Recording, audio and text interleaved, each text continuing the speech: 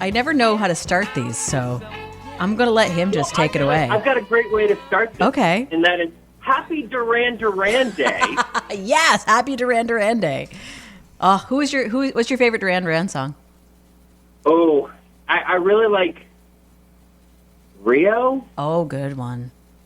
Yeah, maybe. I haven't played that yet. I don't yet. know. I feel like Duran is kind of like a mindset. Mm-hmm. So, like, you don't just listen to one Duran song. Oh, no. I'm having a hard time not playing double shots of it today, quite honestly. When I hear Hungry Like a Wolf, or like the beginning to Hungry Like a Wolf, oof. I know. So good. I can't stop myself. It's so good. Anyway. So, Nick, why are we here today? Who are you? Yeah, it's Monday, and this is our mental health moment. And I just want to say hello, and some people out there might know me as Survival Nick, and I work at NAMI Champlain Valley. I'm in my late 30s. I'm a dad, I'm a husband, and a lover of music. I also struggle with mental illness and addiction, but I have been on a path of recovery for several years now, and I can't help but want to share my parts of my journey with anyone who will possibly listen. So, today's topic is a little hard for me, but I've armed myself with a bit of research and a whole lot of opinions. So if you're ready, I would like to talk about guilt and self-care. Let's see. I think I've got a PhD in guilt, but I think I failed self-care, so I'm not so sure how I can participate. Well, then you need today's episode more than I do. Oh, yeah, it's tough. Self-care is tough. Guilt's easy. It really is. And, I believe you and I are kind of in the same boat, and I believe a majority of our listeners here are probably designated as, I would say, helpful people, mm-hmm. right? Oh, for sure. And sometimes you can be helpful to a fault, right? Oh, yes. That's when your cup empties out. Completely. Yeah. You just, you drain yourself. Sometimes you get so wrapped up in working for others or helping them out that it sucks your battery dry, and you're kind of left with a pretty terrible situation. Have you ever been there? Only on days that end in Y. That's a good answer for you. Yeah, pretty much a lot. Right. So when we're running on empty, this is a good time for us to rest, relax, and recharge. Right? Mm-hmm. Unfortunately, it doesn't always work that way. Sometimes when we're drained, life comes in and reminds us that you're not allowed to rest. Or, at least it feels that way. Oh, for sure. So this may sometimes manifest itself as only a problem that you can fix, or maybe there's a friend who absolutely needs you, or maybe you have, kids or your family needs special attention. And at that moment, when you're drained and you need to give your attention to someone else, I believe that we probably do one of two things. We either give as much as we can and risk doing a poor job, or we stress out about it and we get angry at the idea that someone or something might need us. Does this sound familiar? Yep. Oh, boy. Right. So that feeling of obligation, it's heavy. And sometimes our motivation for giving more than we can is driven by what we like to call guilt. However, while doing my research and while working on my recovery, I've been led to believe that what we're feeling might actually be shame rather than guilt. And here's why. In 2016, Stephanie M. Tigner and C. Randall Colvin wrote an article labeled The Interpersonal Adaptiveness of this Dispositional Guilt and Shame, a Meta-Analytic Investigation, a title with a bunch of words that are hard to say. But in this article, they write that both guilt and shame are negative affect states that occur in response to transgression or shortcoming. And they're both self-conscious emotions, meaning that self-reflection is critical to their occurrence. Now, they also go on to describe the difference between guilt and shame by describing guilt as something as guilt as when you're feeling bad about something that you did, and shame is when you're feeling bad about who you are as a person. You see, shame, right? Mm-hmm. Shame is about how you feel about yourself, and guilt is about how the world feels about you or how you think the world feels about you. Oh, that makes sense. Now, right? Now, you might be saying to yourself, who cares what we call it? It's terrible. It's close enough. And normally I would agree with you, but I think that it's important to understand that when you feel guilt that you've done something wrong, and you feel shame when you feel bad about something that you might not necessarily be able to change at that moment. Does that make sense? Totally. So, in truth, when your battery is drained, you can no longer give 100%, you've actually done nothing wrong. You're not guilty. You're just probably bad at managing your time and your output. So this is where self-care comes in. And a lot of us think, and I'm just assuming this, but I think I'm probably right on the nose here, and that is a lot of us think that when we're taking time for ourselves, we're taking time away from others. Oh, boy. Right? And this mindset can be harmful because it can lead us to feeling guilt or shame. Does that make sense? Oh, yeah. Well, how are you calling me out like this, Nick? That was not my intention. But we need to kind of change the narrative a little bit. So I believe that we need to understand that self-care is the key ingredient in the recipe of helping others. So I think a good way to kind of work this into our lives is to reshape how we view self-care in order to avoid feeling the guilt or the shame, because I believe that guilt and shame affects the quality of the care that we give others. Absolutely. Right. So because I kind of like to wrap my mind around certain things, I thought of an analogy. Okay. So bear with me here. So I think that in order for us to reshape self-care in our minds, you need to see the care that we give others as money. Does that make sense? Totally. Because you can't give more than what you have. So what do you do when you run out of money, Amanda? I start usually rolling change.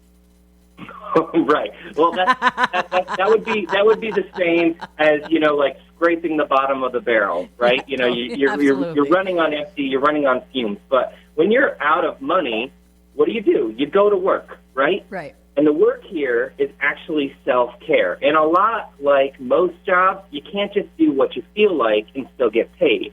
At a job, you need to buckle down, you need to do your work, and hopefully after that, you will get paid. And that's why it's like self-care, because like self-care, you need to buckle down, take care of yourself, and hopefully after that, you will have the energy that it takes to take care of others. Does that make sense? It does, and I one of my favorite, I guess it's a cliche, but I just really like it, but you can't pour from an empty cup. And that is one of my favorite things. Because I know when I can feel myself just that there's not much left and it is just fumes, I start getting testy around the ones that I care about, and it's not because I want to be, it's just I'm just so thin and fried. I can't do it anymore, Well, and you're also carrying an extreme emotional burden. And if you wanted to learn more about self-care, a person that talks about self-care a lot is Thich Nhat Hanh. He's written several books. They're out there, and Thich Nhat Hanh often writes the term that you cannot fill others' cups from an empty vessel. Mm-hmm.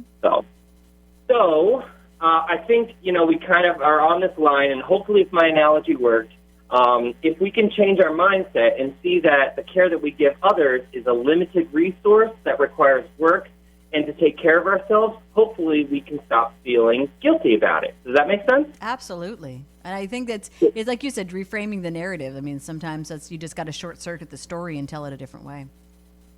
Exactly.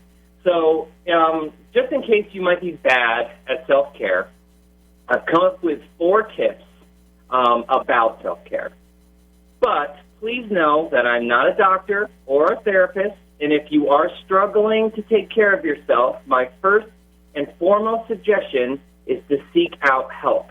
Now, you can find a lot of great local resources by calling the United Way, which is 211, or by setting up an appointment with one of our outreach workers here at NAMI Champlain Valley. And our number is 518-561-2685. That's 518-561-2685. So if we're ready, here are my 4 tips on self-care. Okay. Now, before we get into it, I need to say that all of these tips require practice, and you're most likely going to be terrible at it at first. So forgive yourself, learn, and move on, all right? Mm-hmm. The tip number 1 is that you can't give what you don't have without going into debt. Much like the money analogy, you have this, like you were saying, you get to this point where, you're so spent and you end up resenting or feeling, angry about the situation that you're in or the people that need you, right? Mm-hmm. Well, I kind of see that as almost like going into debt, because if you, for some reason, snap at somebody or you tire yourself out so much that you're not necessarily willing to help that person in the same capacity the next time they need help, I feel like that's a little bit going into debt. You're adding more guilt and more shame onto the situation that was just not necessary. Does that make sense? Absolutely. So the second tip I have is, and this is one that I think is interesting, is remember that you are important to somebody, all right? The people that you care about deserve the best, but more importantly, you deserve to feel your best. Does that make sense? Mm-hmm. Okay. Now the third tip is actually the other side of that same coin, and that is remember that you're not actually as important as you think you are, and the world will be okay for a little while you take care of yourself. Some of the same problems that are just there will always be there, and they'll be there when you get back, and you don't need to be on demand all the time. But a good way to kind of go into this or work this into your life is you may need to let people know that there's going to be a time that you're not available and what they can do or who they can reach out to if they need help. But you also need to remind them that you will be available again soon. Does that make sense? Mm-hmm. And I think that you save a lot of, you add a lot of grace to the situation when you can be that honest. Yeah. I mean, it also kind of shows that you're a little humble too. Mm-hmm. It's like you're able to say like, hey, look, I can't always fix all your problems, but these are other really great resources. And maybe even while you're doing that, you'll actually be helping them find answers for themselves. Totally. So, and the last tip I have is that work on yourself, because self-care is way more than just resting. Now, rest is important, but also, exercising your body and exercising your brain is just as important. So get up and do something that makes you feel good. Make some good food or go for that nice walk, or, maybe this is time that you read that book that's been sitting on your counter for 3 years. Whatever it is, know that when you are helping yourself, you are actually helping others. Does that make sense? That's why I deep cleaned my house this weekend. Right. So I could start my Monday off with going like, okay, there's nothing distracting at home. I can be full and present to those around me. Right. And, reaching out for help if you are a helper, that's one thing, but you need to realize that you're not an island. You're not a one person that can just be the only person that helps. Good helpers have good helpers. Mm-hmm. Like I like to think that you, Amanda, are one of my accountability buddies. Oh, so same. If I'm, no problem. But if I'm having stress, I'll just kind of be like, hey, do you have a second? This is my situation. I'll send you my situation, and I know that your response will be somewhere along the lines of, well, you need to take care of yourself, Nick. Right? Absolutely. That's because sometimes we almost need, it sounds strange, but when you start this journey, sometimes you need permission, and it comes from strange places. And then it should have ultimately come from yourself, but if you're struggling, it's okay to get permission from somebody else. Sometimes. Yeah, sometimes just reflecting and having that conversation, even though you know what the response is going to be, it's cathartic. It feels good, but but most importantly, it's self-affirming. Mm-hmm. So, I think a lot of us live with that guilt. We live with that shame, and that you can't just shake that off. So having somebody else out there that says, hey, look, don't feel guilty, don't feel shame. Take care of yourself because I need you. Yeah. Those are good things, right? Yeah, that's a good way to look at it. Yeah. So, Amanda, that is my take on self-care and guilt.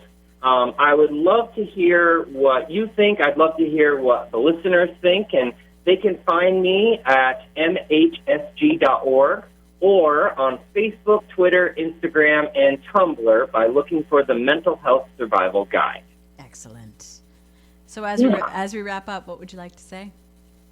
Well, what I'd like to say is what I like to say every time, and that is taking care of yourself is important because we all know that survival is so much more than just staying alive.